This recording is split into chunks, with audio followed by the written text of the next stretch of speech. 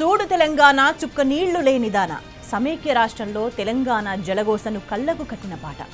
10 ఏళ్ల తర్వాత తెలంగాణలో మళ్లీ పాడుకునే దుస్థితి తలెత్తింది. కాంగ్రెస్ను నమ్మిన పాపానికి తెలంగాణ భారీ మూల్యం చెల్లించుకుంటుంది.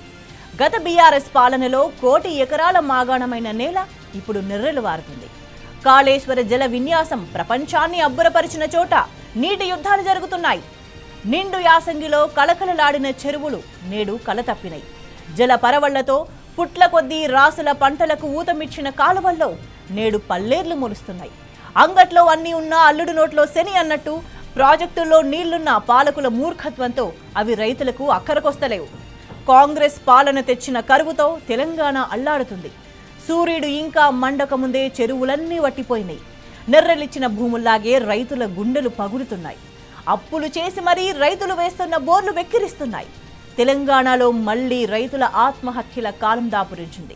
కండ్ల ముందే పంటలు ఎండిపోతుంటే నిస్సహాయ స్థితిలో రాలుతున్న అన్నదాతల కన్నీరు పర్రలిచ్చిన భూముల్లోకి నిశ్శబ్దంగా ఇంకిపోతుంది.